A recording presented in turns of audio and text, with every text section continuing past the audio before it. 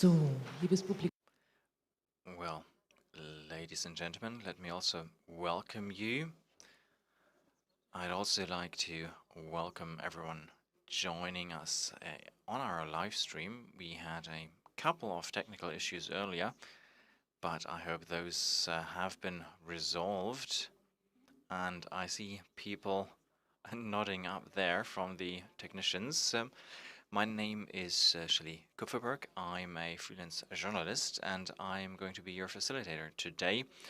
And I'm going to lead us through our discussion here with Matti Geschanik, our director.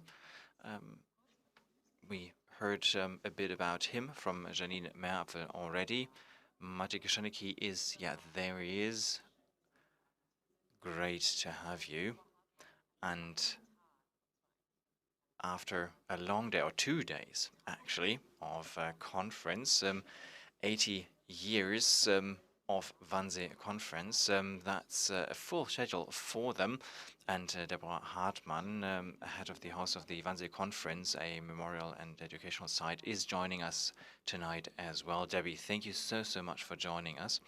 And I would also like to welcome Martin Moskowitz, the CEO of Constantin Film. He is also going to join us here on the panel. Mr. Moskowitz, thank you so much. And well,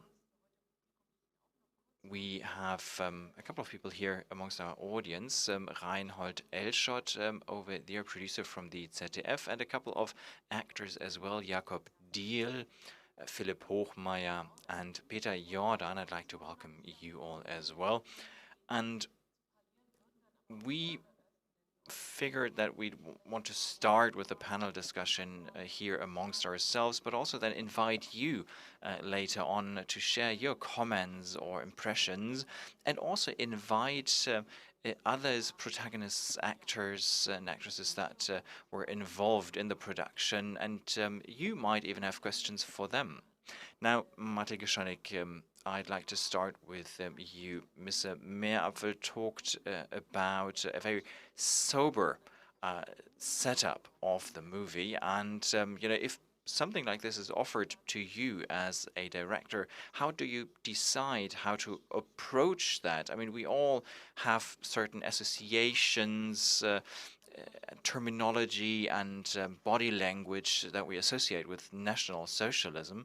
How do you approach that? Well, let me also welcome you all. And yes, well, which mood to set? That's a good question. And I didn't actually accept, this project right away. It took a while, about a year, to think about it and think about the challenges. And I wasn't really decided right off the bat. But I realized that as a prerequisite to really going through with this project was to have the whole setting set up in a way that would be similar to a board meeting, for example, because you would know what you want to do, but you don't really know how to do it, as we know from having our production meetings as well. So I knew that I wanted to have a movie without music. That was one of the requirements that I thought about in this long process of considering this project. And I think that really sets the tone, because doing that means having a lot of risk as well. Having a feature film without music, that's a film that very much relies on the acting, the respective actors, how they play, how they fill their roles, how they set the mood. And that was a very business-like approach that we decided on in the face of these unimaginable discussions that took place. That also has a lot to do with rhythm. The question of how to work with the actors.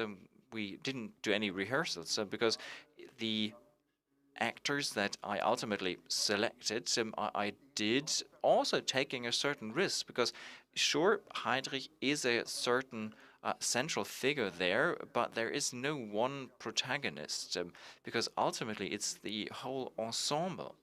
And that is quite a challenge for all of them. And to create an imagery that has to, well, be maintained over a normal feature film length, so almost 2 hours, and that was a meeting, a consultation that we know very little about, and it as well took about 90 minutes.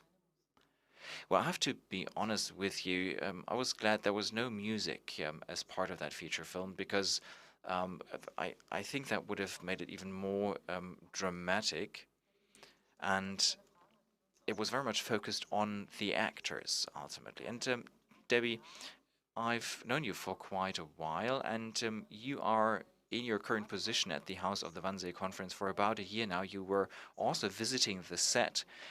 What does that mean for you? You know, working at a place like this, knowing what happened there. What does that mean for you personally? Well, my colleagues are laughing in the audience, uh, because I mean, this is a question that comes up now and then. So I wasn't on the set. The actual scenes inside the building didn't happen at the house at the Wannsee. Just the exterior shots happened there. So it was an interesting experience, because I actually returned to Berlin. I hadn't returned for quite some time. So I came back, started working at the house of the Wannsee Conference, and then at some point I saw how the exterior of the house and the premises changed, and were changed in a way to resemble what they were thought to have been like on the 20th of January 42. And then we also saw Heinrich arrive on scene, on set, and it was bizarre, because the SS was standing at our doors in a way. Now, at the same time, it was very interesting to see the house, and we very much talked about symbolism in this context, the symbolism of this house, and to really perceiving this in the context, thinking of the history, of its backstory, of what happened in 1942, what happened afterwards, what's this building's history, and also seeing the interpretation that happened in the context of a feature film, and experiencing all this was interesting. Martin Maskovich, of course, you've not always been present on set or in the cause of this project. I'd still like to ask you, what does that mean for you, for Constantine Film? And Janine Merampel mentioned that there've already been two feature films of the Wannsee Conference. Now it's a third one, and maybe somewhat provocatively asked, did we really need a third one? And what do you think about it? Now, first of all, great to be here, and I didn't follow this production as a producer myself. I knew about it, I read the script, I obviously watched the film when it was finished, and we are very much proud of it. We're proud of having been able to do it. I think it's a very important film, not just for Constantine Film, but for everyone watching it, and for everyone that might not be that sure what happened back then, what the actual history was. So I think it's important that we did this again. I mean, I've watched one of the prior installations, and they were shot quite some time ago, and they took a different approach. So I believe that what Matej Geshenik, his team, and all the actors, what they did, that is remarkable. It is unique. And in its intensity, I've watched this movie once, and I couldn't watch it again. I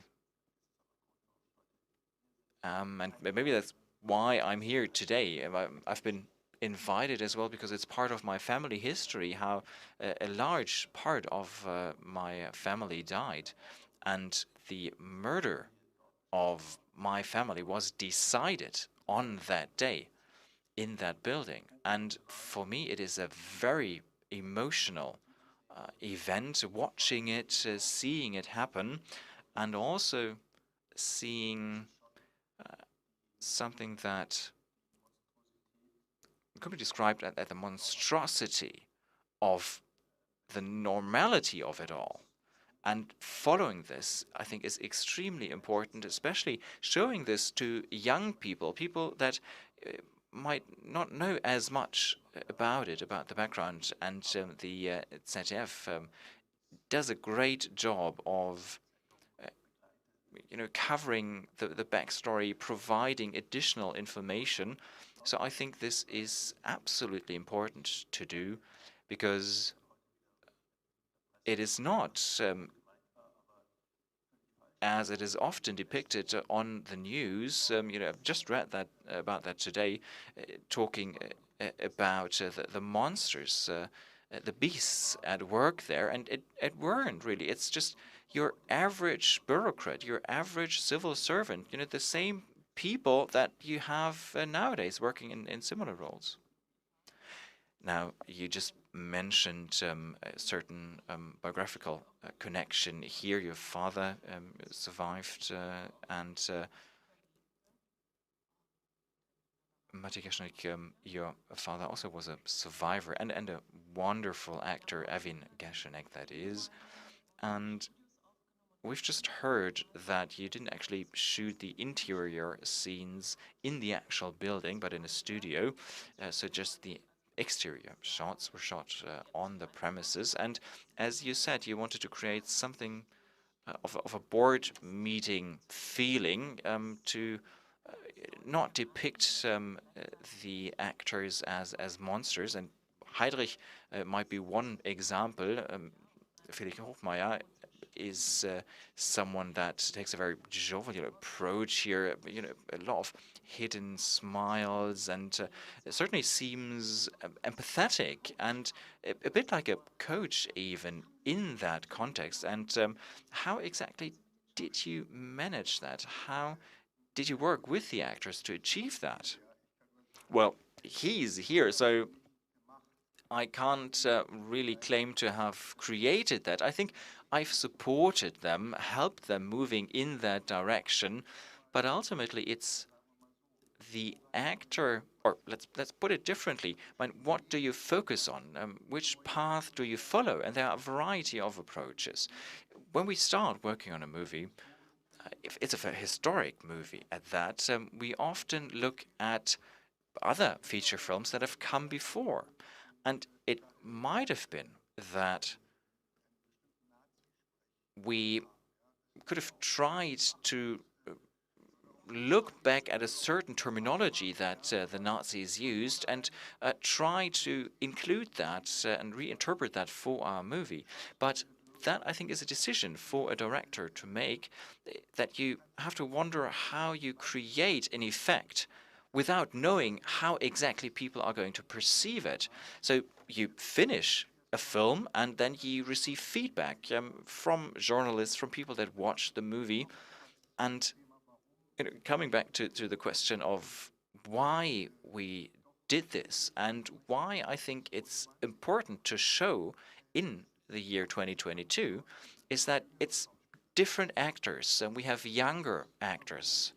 And it is often surprising if you learn how young people were. 1942. We have Heydrich in his 30s. We have Eichmann early 30s. So it's young men that, and that is something that fascinated me, that in a very short amount of time moved up, were promoted once or even twice per year. So 9 years after the Nazis took power in 1933. So seeing the time frame here, that was, I think, very much surprising, the shortness of it, how quickly everything happened and developed.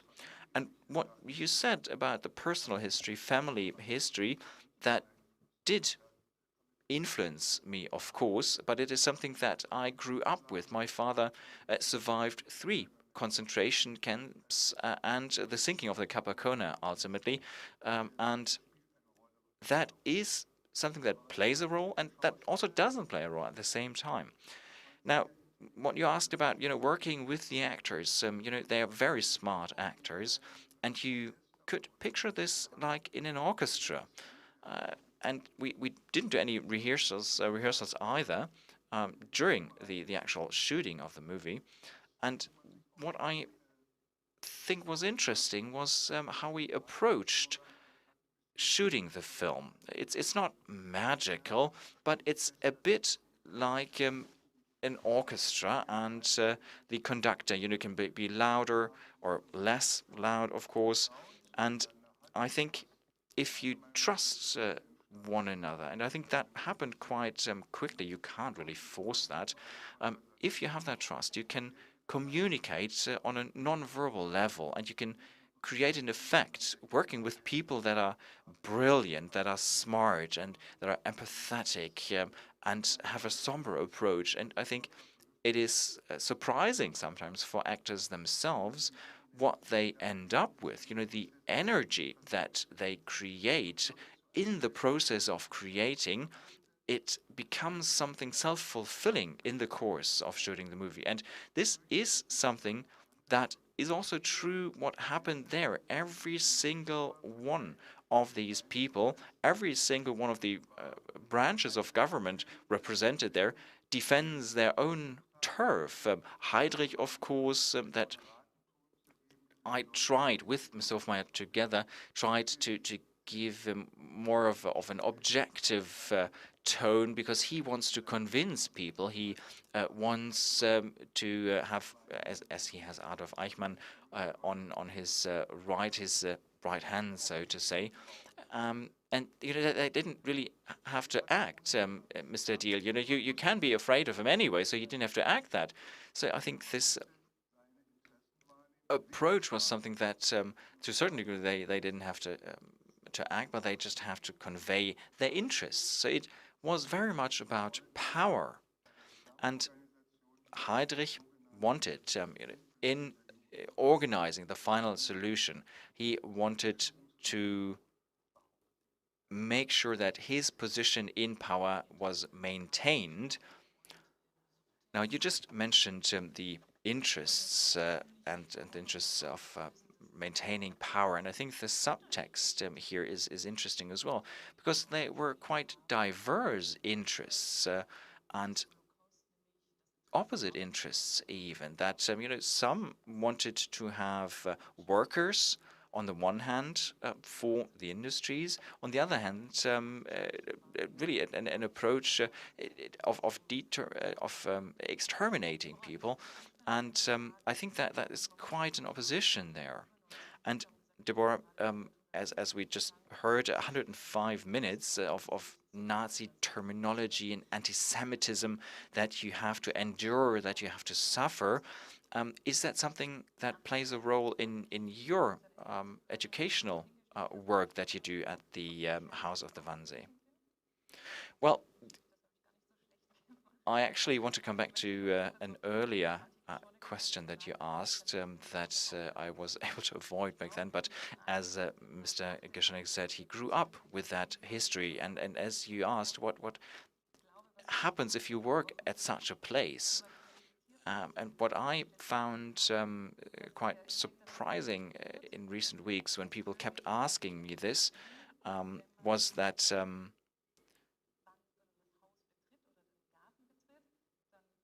if you move onto the premises, the garden, let's say, you start thinking about these issues, and then when you leave your place of work, you stop doing that. And that's not quite true, because for me personally, I can't really say whether this house itself, if that does more to me than just walking the streets of Berlin. And this is a story, a history that is always present. I didn't really have the privilege in my own family whether I wanted to deal with this past or face this past or not. It was always there, it was always present. And I can also answer your second question. Knowing what happened when, I mean, we can take soil from everywhere in the world, but especially from the German Reich. Don't trust a public green. But the Nazi language for 105 minutes. Yes, in the film you are very directly confronted with the ideology of the Nazis, and anti-Semitism is a elementary part of this ideological way of looking at the world, and this stylistic approach of doing this through language that you've just mentioned with this directness and clarity is on the one hand shocking, and on the other hand the language is very cold, very somber, which for us as an audience gives us a possibility to reflect upon it. At least that's the hope I have. But still, it can happen that people watch the movie. It's still possible that people talk about other people that way and they say he's a quarter Jew or an eighth of a Jew. So it could happen that certain terms, the mixed race issue is mentioned, that people take up terms without thinking about them, without reflecting what they actually mean. So the question is, how can you make a movie about January 20th, 1942 without putting it in the respective context? I mean, that's difficult enough. How did you succeed in doing that? But Martin Moskowitz, you said you saw the film only once and you do not want to watch it a second time at the moment. Why is that? Compared to movies about the Shoah like Schindler's List, or I mean there are so many examples that we heard and that Janine Meerapfel mentioned in the beginning. There are the big documentaries and everything, but a documentary is different than a feature film, right? That's difficult to answer. I cannot tell you that in detail. I watched Schindler's List. My father, who is the only survivor of the family, has and had been a fan of Spielberg throughout his entire life, but he didn't watch Schindler's List. He thought about it for a long time, but he ended up not doing it. In this case, I think, as opposed to the films that are set in concentration camps, the spoken word here is transformed into something that had an impact on 11 million people. And this has an impact on me. The words trigger an action. As I said, the film is excellent. I believe none of the previous films have worked this out as excellently as this one did, but in my case, I am too much emotionally affected by it. I don't want to put myself into this, and I think it's great that Mati Geschnek and everybody else who was involved in it was strong enough to deal with this for such a long time with this language throughout the writing of the script, the cutting and everything. And I mean, in the way this language works, I mean, it's a lot to take. Yes, the language is extraordinary on the one hand, this bureaucratization, but on the other hand, this higher power, this responsibility that was given to this one generation to rescue the world. I mean, this rhetoric, this ideology became very clear. I suggest that we invite the actors because some questions have already been asked. If you want to, and this is very voluntary now, but if you want to, I would very much appreciate it if you could tell us how you went into this. What's the idea that you have when you're offered a script like this? You have to think about it, and I mean, you were already described as very smart, so this is great. The intelligent colleagues, I'd like to hear from you. A round of applause. Jakob Diehl, Philipp Hochmeier, Peter Jordan. Excellent, and you've all brought your microphones. Good evening. Now, do you want to just tell us a little bit, Philip? It's a long process of getting into this, and it was a long path for me as well but because of the wise and empathic leadership of Matti, it succeeded. It was the right way. So for me personally, I have a reading and writing difficulty, so it takes a long time for me to go through scripts, and I had to repeat the script again and again until I finally memorized it, doing it every day for 2 months. That was a very special situation, very special experience. And the time I needed to learn it was the same that I also needed to get rid of it again. I mean, I really had a very special task of letting go of it again. I mean, these are words, formulas that creep into your mind, and I needed to get rid of that. Okay, Jakob Diehl. My experience was that I joined the project quite late. When I read the script, I thought the script was extraordinary. At that point, I didn't know Matti personally, and the script has a certain levity to it, and the way it starts, the rhythm it dictates. I mean, they clearly talk about things, but at the same time, they clearly don't talk about things. There's a lot between the lines, and that's almost scary to a certain extent. And that really drew me into the script. And then I saw that my character actually doesn't have that many lines. Well, but you always look in a very impressive way. Yes, but I mean, Matti didn't tell me a lot either. We came to a solution. Wait, let me interrupt here.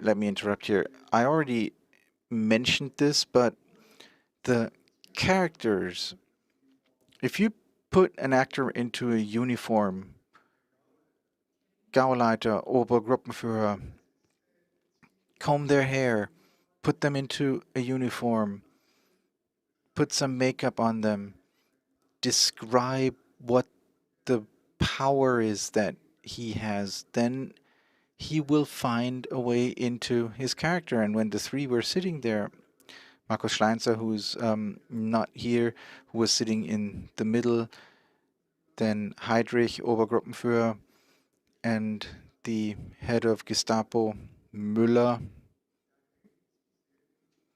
portrayed by Jakob Diehl.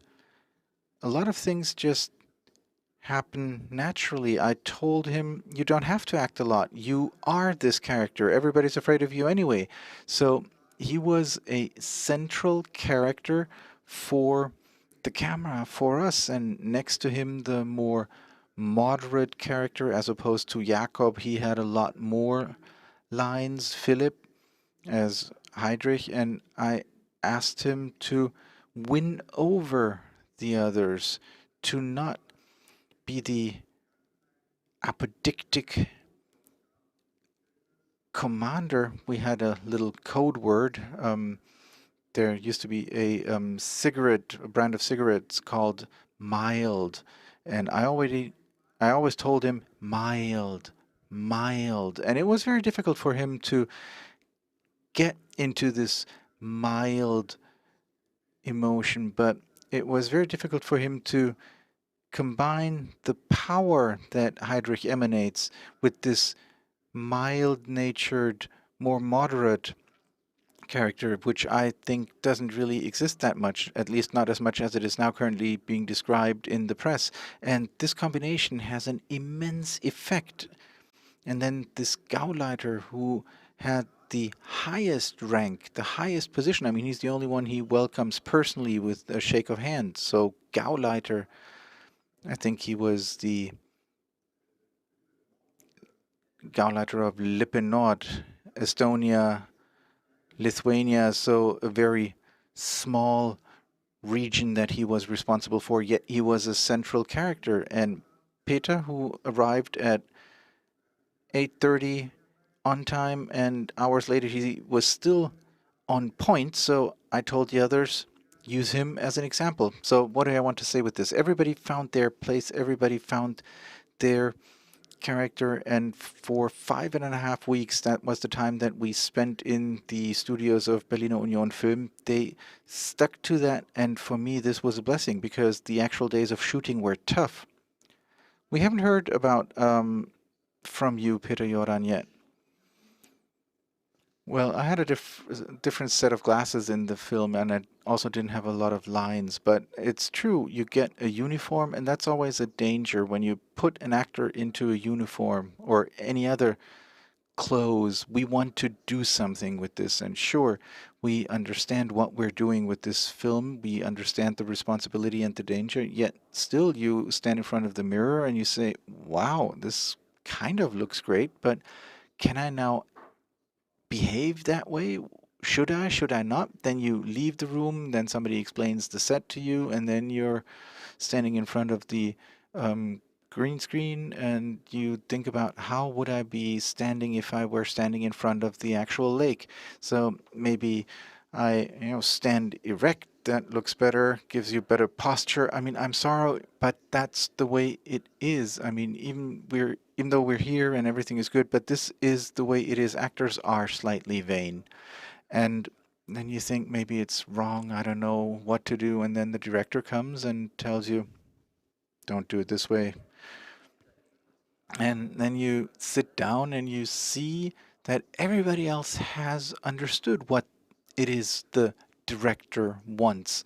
So you can't do anything that's nonsensical. You immediately understand what it is about. So I thought, let's just leave both of my hands on the chair, and only in certain situations I put my hands on the table. And then that's how you sit for 9 hours, because you're not being told that you can do more, because that's not what it is about.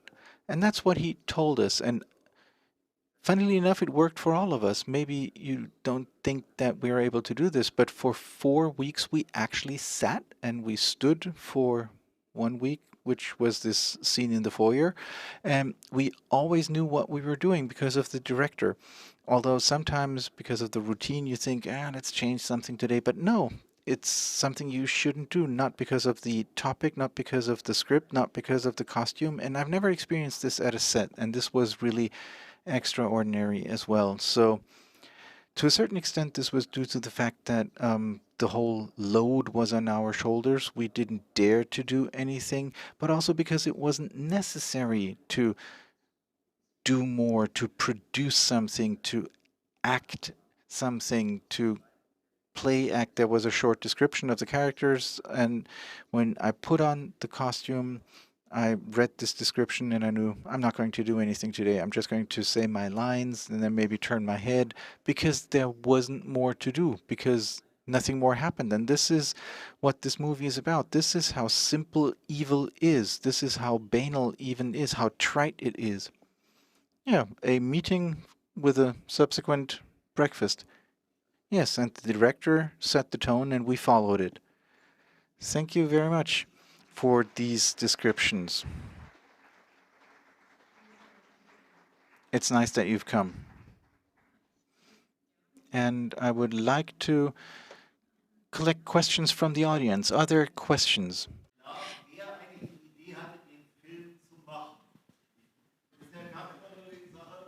Ich glaube, wir brauchen Mikrofon.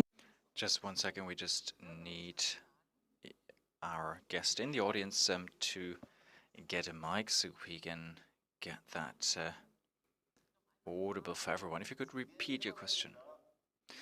Yeah, the thing I still don't understand is who said, let's do this movie? I mean, everyone says they've been asked to do it. And I'd also like to know, Konstantin Film is a capitalist company. What marketing strategy do you use to promote this? What do you expect in terms of ideal return on investment? What percentage points? Are you sure about this? Well, I don't know if we want to lay out the business plan for that. I'd also like to know about festivals. Are you going to show that on festivals, or is it just going to be on television? Well, let me talk a bit about how exactly this came about. Mr. Oetker had the idea, one of the three producers of the film, one of the three people responsible for it, and that quite quickly then went to Oliver Berben, who is responsible for this business at Konstantin Film, and they put together a group of people that would ultimately develop this project with Matti Gajanik, with Bartot, Rainer Geldscholz, who is in the audience as well. And that is something that we produced for the ZDF, a German television outlet, and it was financed mainly by the ZDF as well. There were some subsidies, some funding that we received, but mainly ZDF. So this is how this came about ultimately. And we sold the rights to screen this to over 20 countries. It's also going to be screened in cinemas, so not just on television or via streaming platforms. A couple of countries bought the rights here to show this in cinemas. But our reasons to do this movie were not driven by economic interests. Well, what kind of figure are you looking for then?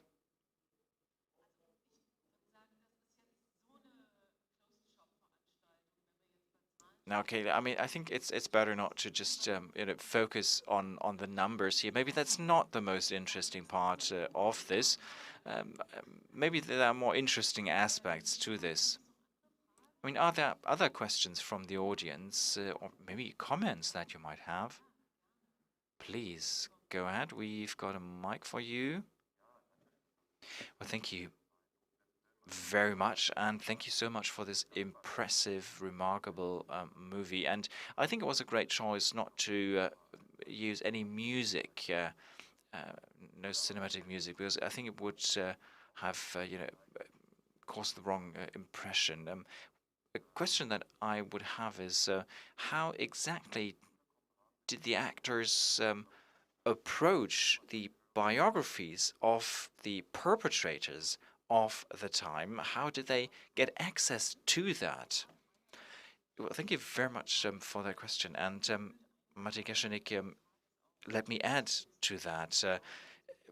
Working with the material, what kind of historic material did you use in order to prepare for the movie, and what material could you actually provide to the actors? Well, the respective historical figures are exactly that, historical figures, and for some we have more information, more biographical information, for some less, but still it's a fiction, and we didn't actually look for actors that looked similar to the historical figures, because I mean Heinrich, for example, he looked different and he talked in a different way as well. And Müller as well, he looked different as well. Eichmann as well. So we do have images and photographs of these people, and Eichmann probably the most or the one that people know most about. That people think of the trial in Israel in the 1960s. Heydrich, he is probably most known for the assassination attempt in May of 1942, and so I think a lot of this came about in the course of events. And for me, what was not in the focus was what they actually looked like, or create similarities. And I also, of course, told the actors that they were free to look into the biographies and to look at literature about these historical figures. But ultimately, what I thought was important is that most of these decisions have been made intuitively. And I asked all the actors to, sure, look at the source material, but please also think about the interests of that character, of that historical figure that they might have wanted to defend back then, in order to create this interaction between people. And I think this is very important. They create their very own world in that room. So what we're doing is we're producing a feature film to the best of our knowledge of the Wannsee Conference, something that was declared the Wannsee Conference after the fact, after the war, because as you said, it was basically a business meeting with a breakfast afterwards. So we know very little about that. So I think, and that was very surprising actually when I visited the villa for the first time, and I talked to Dr. Jasch, head of the Wannsee House back then, and I asked him, well, did that happen in this room? And he said, yes, it certainly did. And I asked him, well, what about this table? I mean, they probably put it here in the middle of the room, right? Because I knew the scenery from the two prior movies, which happened around a big table. And he said, well, I'm actually not sure if it was one table. Maybe they put together a couple of tables. And Eichmann said during his trial that he was sitting on a side table, or at a side table, not at the main table. So we included that in the movie. And what I found interesting in the two movies that I saw, the prior productions, was that it was very difficult for the cameramen to actually shoot the scenes, because they had to move around that table in this room, and it was very difficult for them to shoot this over shoulder because everyone was sitting at one table, and it was very difficult for the audience to understand who is who that's sitting here at this table. And I, of course, looked at conference rooms, meeting rooms that people use nowadays, and I've never been at a board meeting myself, but that's the setup that apparently they use. I mean, you have Heydrich in our case, Müller and someone that joined them here at the very top of the table, and then we had a table on the side with Eichmann and his secretary, and then on the left and right hand side in a sort of U shape, you have the seating for all the civil servants, the representatives of the ministries, Leibrand and Bühler, for example, and the two from the SS on the other side. And that created a sort of a composition that people are very familiar with, that they know from the movie banners as well. where you have this group sitting there together in a fairly strict hierarchical order as well, and at its center you have Heinrich at the top of the table. Now, I'd like again to invite the actors, Philip, for example. How did you approach the biographies? Well, I certainly did. I mean, there are great biographies that you can watch on YouTube, and I think Heinrich's life is fascinating in a very terrible way, and he is a deeply troubled, was a deeply troubled person, and I think it's good for us to talk about this, to put this into perspective, but I think it wasn't essential for us shooting the movie. So I looked at it, and you have to be able to put it aside when you shoot the movie. I mean, there's an anecdote that he put a crown on his head when he was in Prague, and there is the myth that your first son would die if you without justification, put a crown on your head and break. And that's what happened to him. But I think this didn't really have any room to put in the movie. And Jakob Diel, maybe what do you think? How did you approach this? Well, I can just second what Philip said, that it wasn't essential. I think taking this radicalism for granted as an everyday thing, that I think was important, as someone that knew what the goal was of this meeting, what the objective was. I think that is important, and that people expect a certain strategy, of course, to be employed in order to achieve their targets. Well, I didn't have a lot of material. There were a couple of pictures and a biography without a lot of information. He was important in the Third Reich, but there wasn't really a lot of information about Mr. Meyer. There's one fact that I thought was quite interesting in order to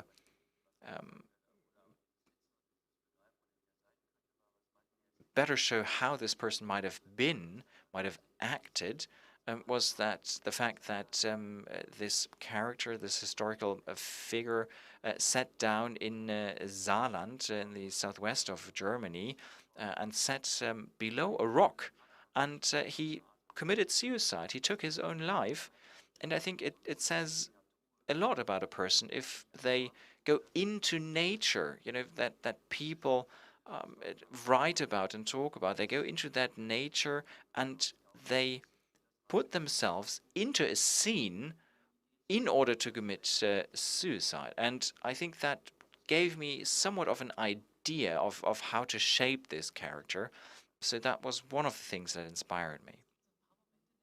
There are a couple of moments during the film where you think, well, wow, what's happening right now? There's this humaneness coming to the surface. Someone asking, well, is that humane what we're doing? And then, of course, this gets turned on its head by realizing that it's not about the Jews, it's about the soldiers. So there are certainly a lot of moments with tension in them, and one might wonder, is it okay for us to empathize with the perpetrators, because we don't depict them as monsters, but we show them as inhumane with certain pseudo-humane moments in a very specific context, of course. But there are certain moments where you certainly despise the character, but you might empathize. Is that something that's okay? Well, now, all my colleagues from the Wannsee Conference, if you can support me here on this, if you like, feel free to join in from the audience. But from our point of view, from an educational point of view, how we want to face and educate about history, I wouldn't overemphasize that. So I wouldn't talk about Heydrich as someone that was entirely out of his mind, that was crazy. Ultimately, we don't really know, of course. We don't know that much about who they actually were. if they had that empathy or not, because ultimately they were normal people, fathers of children living in a family, and they certainly had their good sides. So from that point of view, I mean, yes, certainly you might feel empathy for them. Is that something that you should do or not? I don't really think that I'm in a position to comment on that. Well, that might be a question that you face in your educational work, doesn't it? And Mr. Moskovich, he's shaking his head. I mean, interesting to hear uh, from you as well. Well, I think that that's the dilemma, isn't it? That we're wondering, should we empathize with our grandfather that did this or that back then? So I think this is a very difficult discussion to have. Uh, how do you perceive their decisions that they made at that point, and how do I treat them as I've gotten to know them in a completely different context? And you talked about anti-Semitism. The question is more importantly about whether the movie creates a chasm between its depiction and the German depiction or perception. And I think this is something that is very interesting for us as we're working in education, in this very building, as we're dealing with this history. I think that is more important if it takes a different approach, if it shows a different point of view. And I think we don't just want to have Rudolf Lange as the only one sharing his point of view, because he shot thousands of Jews in Riga the day before the Wannsee Conference. No, we don't want to see his point of view only, but also the point of view of Jews, for example, that have been deported. And on that very day that Rudolf Lange boards the plane to fly to Berlin, to Wannsee, Schlamme Berliner, who was interned in a concentration camp, he was able to free himself and to fight his way to the Warsaw Ghetto. So I think it's important to have a variety of points of view, and that is important for us today, on the 20th of January 2022. We want to include all these points of view and engage with them, look at the tension between them. Now, the question whether you empathize with someone like Rudolf Lange, that is not that important. Mr. Moskovich, you were shaking your head earlier, and it's a bit of a mean question, isn't it? Well,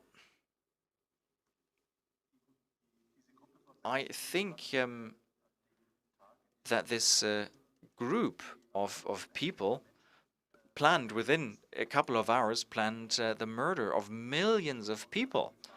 So just simply asking the question whether you might empathize with them just because they're talking about the plans they have with their children or vacation plans, I think that it doesn't really make a lot of sense, and I don't really think that it's a relevant threat that we might empathize with them because of that. I think morally you have a clear bearing that avoids that from happening, and of course there are roles or characters that are negative, but I think it's not the point in this context here. What's the point here is that what happened here was the biggest crime that you could fathom happening and being planned in such a bureaucratic way and being decided in such a bureaucratic way. And then, really thinking about whether one of these murderers has empathy or not, if you like them or not, if you find them more or less likable, I think that that's a ludicrous question that is difficult to answer and isn't important to be answered.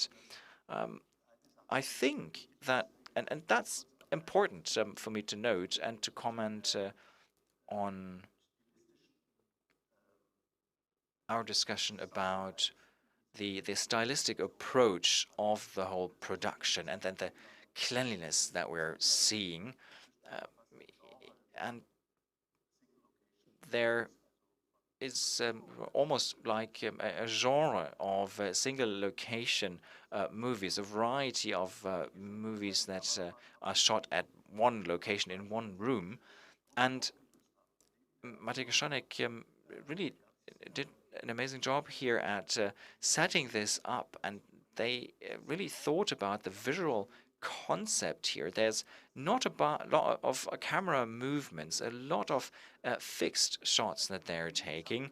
I think that is a much more interesting question, actually, because that allows you to better understand a director, and a director's thoughts of how to actually frame this monstrosity that is happening there, and not turning that into just another movie. I mean, you could have done anything, camera movements, you could have tried to change things up, and that's what you didn't do. It's almost a Bergmanesque approach, a strictness to the visual concept. And I think that is something that is remarkable and sets this apart. Geschonek und dann Matej Groszonek, and then one more question. Yes, let me say one thing. It's true, but it's not entirely true. Each and every shot is different, and we deliberately chose that. You just don't notice it. There's also a light movement in each shot, and there's a reason for the cutting process then as well. If you do a film without a score, it needs to flow. If you just have static shots, it wouldn't work. I mean, if you pay close attention, you see that the camera does move throughout the entire movie, almost imperceptibly.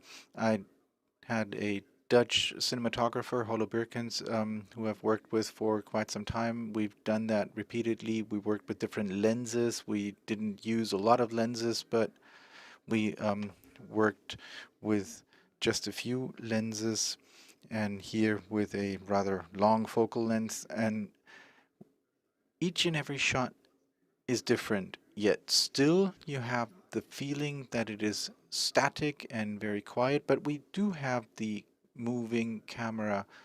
And if you do the math, it's actually quite a lot. But at some point we came up with this, and I don't know where we took that from, but it worked quite nicely to work with certain lenses like that, because the effect is that for a longer distance you end up with a movement that isn't really perceived. Two more questions from the audience. You have requested the floor for quite some time, and then after that, Deidre Berger. I hope you can understand me. I have a very concrete question which is directed at Matej Groszonek. While you were in production, did you ever think about connecting the story of the Wannsee Conference to a second plot or a second location? I'm asking for various reasons. On the one hand,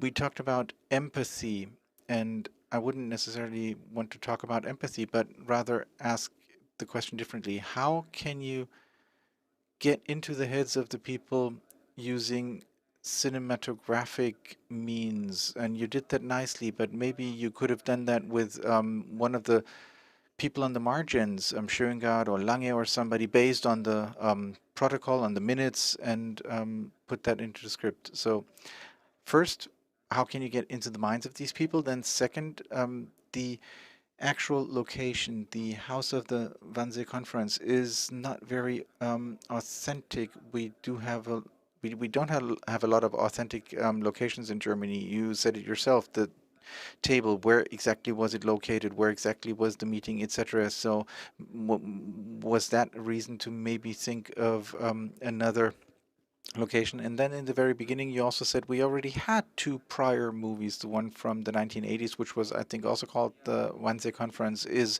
very similar from today's point of view, outdated but very similar. So to avoid falling into the trap of reproducing with modern means something that has already existed in a comparable way. So I'd be interested in whether these three ideas played a role, and if so, when you made the decision to use the basic setting of just one location and the very straightforward plot.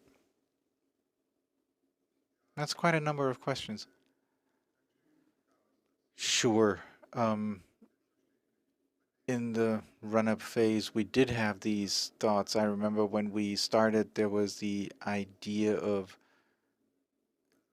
they get up in the morning, everybody with their families, and then one person arrives by plane, the other arrives from the brothel, and the other from somewhere else, and then they meet. One arrives by um, car, the other by bike. I mean, we did have all these ideas because you approach an idea. There were parallel plots, parallel stories that we were thinking about, maybe with a Jewish gardener, etc. So there are a lot of different versions that exist when you approach a project like this, and parallel plots are always part and parcel of this. But at the end of the day, the this is the extracted version now, and at some point the decision has to be made, and it is made conjunctly, and this was our joint discussion, namely, or this was our joint decision, namely to concentrate on this location, this meeting, this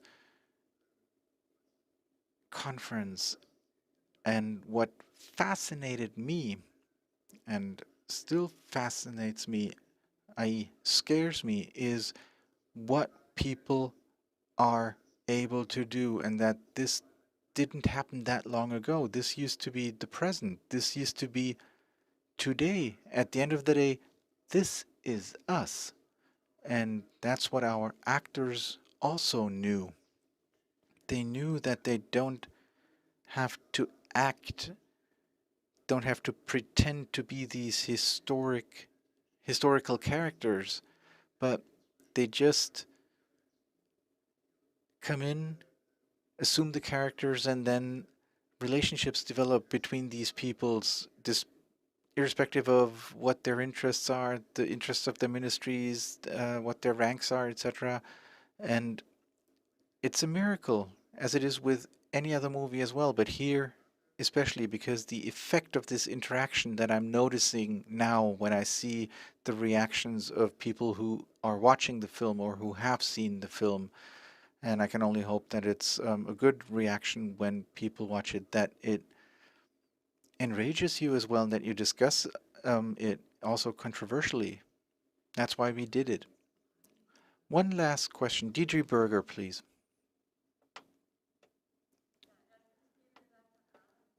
Thank you very much to everybody. This is extremely intense. It is a very special film. I don't know if I can watch it a second time, not because it wasn't good, but because the last 10, 15 minutes were almost unbearable. And Mr. Gashenik, you answered the question to a certain extent already, but what does it do with you when you come together one day after the other in a very intense way to deal with this material, evil incarnate? I mean, this has to do something with you. You learn about the Holocaust in school in theory, that's one thing, but putting yourself into a person that was thinking like that, how did you do this? And maybe what did you take away from this very in-depth way of dealing with it? I think this is a question directed at the actors.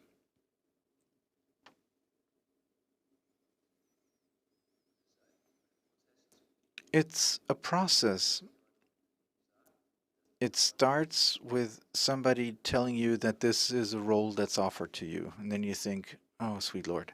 You see the picture, you know what it's about, and you think, do I want to do this? Can I do it? Is it possible? Then you get the script. You read the script, and what you've learned in school hopefully becomes present again, and then you think about it and you think, I probably can't do it. But then again, it's just acting. It is important. It needs to be done. It'll work one way or the other. Then you go, you see your colleagues wearing the costumes, and you think, ooh, now this is getting serious. And then the actual working process begins. We are working actors. We study the text. We are being told where to sit and how to act. And then you do 15 takes per sentence, maybe just 3, depending on how it works. This is the working process. And then after a couple of days, it becomes more of a routine. And towards the end, it doesn't become more relaxed or loose, but you don't focus on the topic that much anymore. You focus on the work. You try to avoid mistakes. You try to make it easier for the camera. And then at some point the shooting is over and you're exhausted because you were so much in the concentration of the work, and then the actual understanding happens later. You're back home and you're hit by it. You think about it. Those figures, the numbers, the names, 11 million, and then especially, and this impressed me very much with Mr. Altmaier, how he shows the charts, the badly made charts, and the somber factual tone that he uses, the lingo that's used, the special treatment, that lingers. That's something that hit me when you're invited. Hey, come on, let's meet. There's a screening. We can watch the movie. And you think, oh, great, I meet the colleagues again. What I underestimated was that the actual film that we had worked on for weeks comes down on me for 90 minutes straight, and it really did hit me. I thought, I see the colleagues again, we can watch it and it's going to be interesting. You want to see the work you did, but it's everything came back that you pushed away while you were working. And it's not that this does not have an impact on you. No, you push it away, you focus on the routine, also the fact that once per week your hair is cut so that it still looks the same. Everything is routine and it works nicely, as it probably was for those gentlemen as well. That's an idea that you also have in the back of your mind. And then your hair grows, and then you meet again, and a year later you're really hit by it and you think, what did I do, or what did I participate in? And as it was already said in the beginning here, everything we are doing to commemorate this day or these days will not be enough. Neither will this movie. It's just one attempt, and we're proud or happy. I mean, I am proud and happy that I was part of it and that I'm able to participate in something that commemorates this. But it's definitely something that leaves traces. These simple things stick to your mind. Anybody who'd like to add something? As I already said in the beginning, it took me a long time to let go again. I've never had that before. I sat um, in my locker for quite some time. I walked home for 1.5 hours because sitting for such a long time and then going through these strange words again and again drives you crazy and also goes deep into your soul. And I needed to get rid of this. And I've never had that with a character before, that it takes so long to really wash it off day after day, to cleanse my soul. Yes, thank you. These are strong words. I'm interested to see what the discussions will be that this movie will trigger. Thank you, everybody who participated in this talk. Martin Moskowitz, Deborah Hartmann, Matti Gessenek, Philipp Hochmeier, Jakob Diel, Peter Jordan, the actors. Thank you very much for coming, and thank you to you, the audience, for being here.